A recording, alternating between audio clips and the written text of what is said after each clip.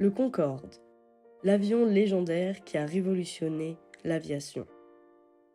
Histoire de sa création.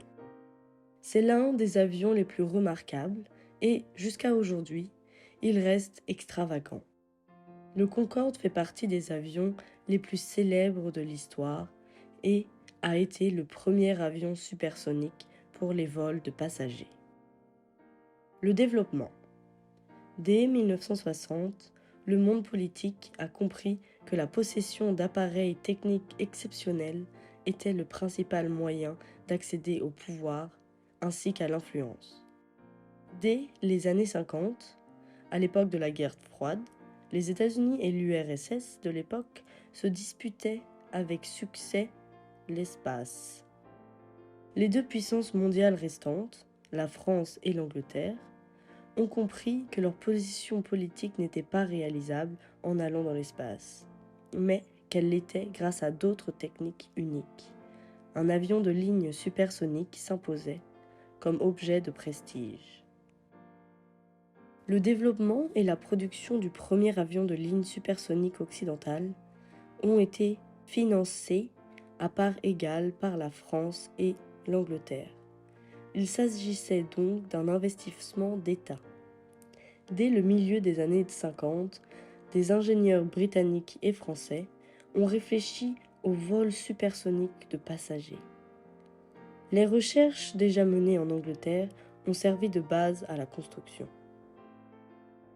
La coopération britannique pour le développement de l'avion de ligne supersonique, le Concorde, repose sur un accord intergouvernemental signé le 29 novembre 1962. Le programme de développement comprenait 6 avions. L'aérospatiale était responsable de la construction du premier prototype et Bach du deuxième. Le programme de développement s'est déroulé de manière tout à fait satisfaisante avec les 2 prototypes. Les premiers vols d'essai, au cours desquels des vitesses supersoniques ont été atteintes, se sont déroulés sans problème. Jusqu'en 1973, les 2 prototypes ont effectué environ 290 vols pour un total de 590 heures de vol, dont environ 155 heures à vitesse supersonique. Le Concorde, conçu pour des vitesses supersoniques, a été doté de fossiles en forme de delta, résultat de travaux de recherche. Le comportement en vol à basse vitesse était complexe avec des ailes aussi particulières, car ce type de construction d'ailes n'est pas conçu pour des vitesses lentes.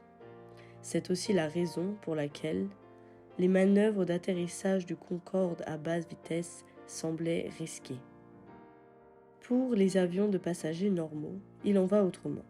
Les ailes offrent une propulsion suffisante pour assurer une portance suffisante même à des vitesses plus lentes. Une variante de turboréacteur développée par Rolls-Royce a servi de propulsion. Les 4 moteurs fournissaient ensemble 64 000 chevaux. Les premiers vols ont eu lieu en mars et avril 1969.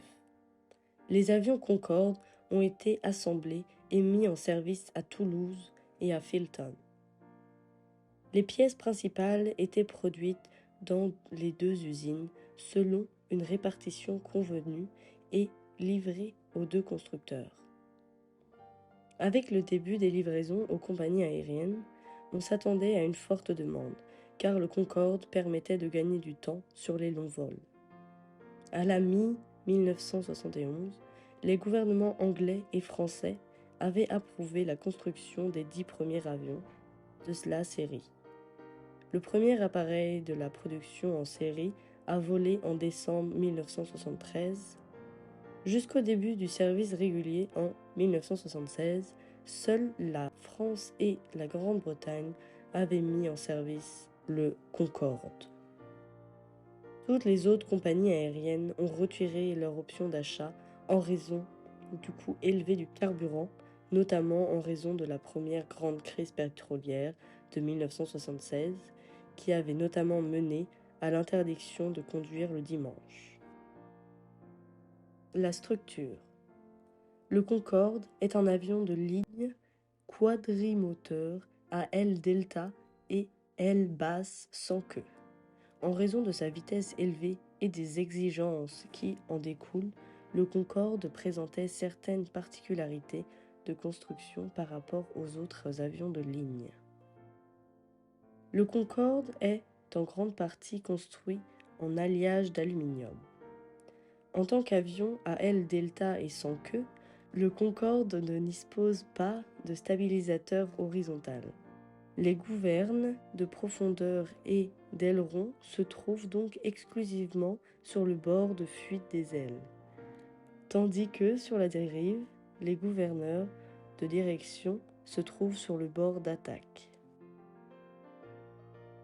Une particularité du Concorde était qu'en raison des températures atteintes en vol dans la structure, non seulement l'ensemble de l'avion se dilatait jusqu'à 25 cm, mais l'eau s'évaporait également, ce qui avait pour conséquence une corrosion moindre par rapport aux avions de ligne traditionnels. Les principaux trains d'atterrissage à 4 roues étaient équipés de disques de frein en magnésium qui ont ensuite été remplacés par des disques de frein en carbone plus efficaces. Une particularité était que la climatisation de la cabine ne pouvait pas être prélevée sur l'air extérieur en raison de la vitesse élevée. Des échangeurs de chaleur ont été utilisés à la place pour le refroidissement. Le vol.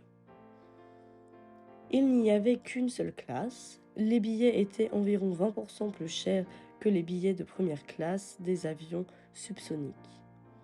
L'espace restreint était compensé par des fauteuils confortables, des coussins en cuir, une excellente cuisine avec de la porcelaine raffinée et du champagne. Cependant, ces dernières années, de nombreux passagers ont qualifié le comportement sonore et vibratoire de particulièrement désagréable. Le Concorde n'était plus à la hauteur à cet égard et ne permettait que peu d'améliorations de construction. Lors d'un vol de Londres à New York, le Concorde a volé à une vitesse subsonique jusqu'à une altitude de 8400 mètres. Dès que l'avion a atteint la mer, il a été accéléré à une vitesse supersonique. Ainsi, les ondes sonores et le bang supersonique pouvaient être tenus à l'écart des zones habitées. Pendant le vol de croisière, il est monté jusqu'à environ 17 700 mètres d'altitude et 1,7 fois la vitesse du son. L'altitude varie toutefois en fonction de la température extérieure et de la charge utile. En comparaison, les avions à réaction conventionnelle volent à une altitude d'environ 10 000 mètres. Le Concorde s'est allongé en vol. De ce fait, il y avait par exemple un espace de la largeur d'un doigt entre les tableaux de bord de l'ingénieur de vol pendant un vol supersonique, espace qui n'existait plus après l'atterrissage. À des vitesses supérieures à 460 km/h, le nez était entièrement relevé pour des raisons aérodynamiques. Lors de l'approche, le nez était abaissé à 12 degrés, ce qui permettait au pilote d'avoir une vue optimale sur la piste d'atterrissage. Le Concorde a prouvé de manière convaincante que la coopération internationale était déjà possible à l'époque pour concurrencer même des nations aéronautiques aussi gigantesques que celles de l'Union soviétique et des États-Unis. Les présidents français voyaient également dans la silhouette marquante du Concorde un signe de la performance de la grande nation. C'était d'autant plus vrai que les constructeurs américains avaient dû abandonner leur projet de jet supersonique. Le Concorde ne vole peut-être plus dans les airs, mais son héritage est toujours vivant. Sa technologie révolutionnaire et son design unique ont changé à jamais l'industrie aéronautique et sa place dans l'histoire est indéniable. Nous nous souviendrons toujours de cette merveille de technologie et la fascination et l'admiration qu'elle a suscité ne s'estomperont jamais.